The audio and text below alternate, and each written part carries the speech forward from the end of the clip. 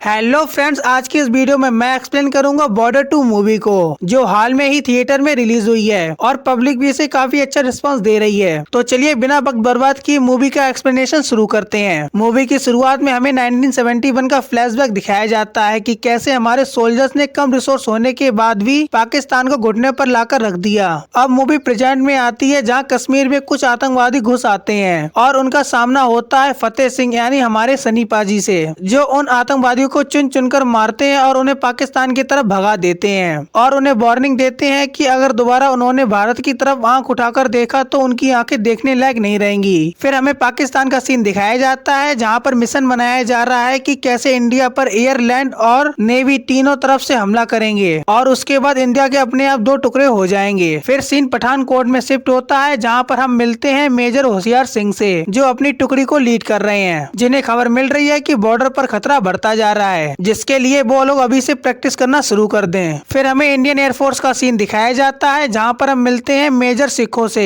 जो कि एयरफोर्स की टीम का लीडर है और अपनी फाइटर में प्रैक्टिस कर रहे हैं। फिर सीन अरेबियन सी में शिफ्ट होता है, जहां पर हम मिलते हैं नेवी ऑफिसर जोसेफ से और उनका भी सोनार रेडर खतरा दिखा रहा है, जिससे कि वो लोग भी जंग के लिए बिल्कुल तैयार हैं। तभी हमें फिर से सीन दिखाया जाता है, जहां पर हम होशियार सिंह को देखते हैं, जो कि रात में अपने दोस्तों के साथ मजाक कर रहा है, जो कि अक्सर टीम में होता ही है, जहां वह अपने पुराने दोस्तों की कुछ फोटो दिखाते हैं। और यहाँ पर हमें पता चलता है कि होशियार, जोसेफ और सिखो तीनों दोस्त हैं और एक साथ नेशनल वॉर अकेडमी में ट्रेनिंग करते थे, जहां पर फतेह सिंह उन्हें लीड कर रहे थे। यहाँ पर एयर, लैंड और नेवी को एक साथ लीड किया जा रहा है कि अगर पाकिस्तान हम पर अटैक करेगा तो तीनों आर्मीज किस तरह उसका सामना करेंगी। तभी हमें यहाँ पता चलता है कि होशियार सिंह की फैमिली में कोई नहीं है, क्योंकि उसकी माँ बचपन में गुजर गई थी और पापा शहीद हो गए थे। यहाँ हम फतेह सिंह की फैमिली को देखते हैं, जहाँ पर उसका बेटा अंगद सिंह भी आर्मी ज्वाइन करना चाहता है, लेकिन फतेह सिंह की वाइफ नहीं चाहती कि वह आर्मी ज्वाइन करे, लेकिन फतेह सिंह के समझाने पर वह भी मान जाती है। ट्रेनिंग के दौरान ये सभी लोग अपने घरों पर फोन से बातें करते थे और चिट्ठी भी आती थी, लेकिन होशियार सिंह का ना तो कोई फोन आता था और ना ही कोई चिट्ठी आती थी। तभी हम देखते हैं कि होशियार सिंह के घर से चिट्ठी आती है, जिसे देखकर जोसेफ और सिक्को शॉक हो जाते हैं, क्योंकि उसकी फैमिली में तो कोई है नहीं, तो चिट्ठी भेजी किसने। जिससे यहाँ पर रिवील होता है कि होशियार सिंह की तो 7 साल की उम्र में ही शादी हो गई थी, लेकिन शादी के बाद दादी ने कहा था कि लड्डू खाएगा, तो होशियार सिंह ने मना कर दिया, लेकिन उसे क्या पता था कि ये शादी के लड्डू हैं और दोनों बचपन में ही अलग हो गए थे। लेकिन अब होशियार सिंह भी अपनी बीवी से मिलना चाहता है, लेकिन उसने उसे कभी देखा नहीं, जिस पर जोसेफ और सिक्को से समझाते हैं कि वह अपनी बीवी से दोबारा शादी करे। और अब होशियार सिंह अपने गाँव जाता है, जहाँ पर वह अपनी बीवी को देखकर शॉक हो जाता है, क्योंकि उसे बिलीव नहीं हो रहा था कि बचपन में उसने जिस लड़की से शादी की थी वह अब इतनी सुंदर हो गई है, और दोनों दोबारा शादी कर लेते हैं और साथ में रहने लगते हैं। यहाँ पर होशियार अपनी वाइफ को बताता है कि उसके पास उसके पेरेंट्स की फोटो तक नहीं है और केवल अपने फादर की वर्दी है, क्योंकि उसकी माँ कहती थी कि जब उसके पिता जंग से वापस आएंगे तो साथ में फोटो खिंचवाएंगे, लेकिन पिता के शहीद हो जाने की वजह से उसकी माँ ने कभी फोटो खिंचवाई ही नहीं और होशियार की माँ की भी डेथ बचपन में ही हो गई थी। अब हम कुछ महीने बाद देखते हैं, जहाँ जोसेफ और होशियार सिक्को के घर जाते हैं, जहाँ उसे पता चलता है कि सिक्को एक लड़की से प्यार तो करता है लेकिन शादी नहीं करना चाहता, जिससे जोसेफ और होशियार सिक्को की फैमिली के साथ मिलकर प्लान बनाते हैं कि सिक्को की गर्लफ्रेंड की शादी कहीं और हो रही है, ये बात सिक्को को बताएंगे। तो सिक्को भागकर अपने आप ही शादी करने के लिए आएगा और होता भी कुछ ऐसा ही है। सिक्को भागता हुआ उस लड़की के घर पहुंच जाता है, लेकिन उसे वहाँ पर क्या पता था कि उसका ही पोपट हो गया है। फिर क्या था, कुछ ही दिनों में दोनों की शादी हो जाती है। तभी यहाँ पर मिलिट्री से ऑर्डर आता है कि पाकिस्तान का आतंक बढ़ चुका है और बॉर्डर में वो लोग घुस रहे हैं, इसीलिए सभी जवानों की छुट्टी को कैंसिल कर दिया गया है। तभी कश्मीर में जहाँ पर फतेह सिंह तैनात है, वहाँ पर पाकिस्तानी आतंकवादी घुस आते हैं और एक गाँव को कब्जा लेते हैं और कई इंडियन सोल्जर को भी मार देते हैं, जिससे कि फतेह सिंह बहुत निराश होता है और गुस्से से भर जाता है और ठान लेता है कि वह हिस्सा वापस लेकर रहेगा। अब ये तीनों दोस्त भी अपने अपने एरिया में तैनात हो जाते हैं और जंग के लिए बिल्कुल तैयार हैं और भारत में भी चारों तरफ से जंग की शुरुआत हो चुकी है। तभी हम देखते हैं कि सिक्को के एयरबेस पर पाकिस्तानी एयरबेस अटैक करते हैं, तो सिक्को की टीम भी उसे भरपूर जवाब देती है और सिक्को तो हाई रिस्क वाले एरिया में भी अपनी जेट लेकर चला जाता है, जिससे कि वहाँ पर सिक्को मारा जाता है, लेकिन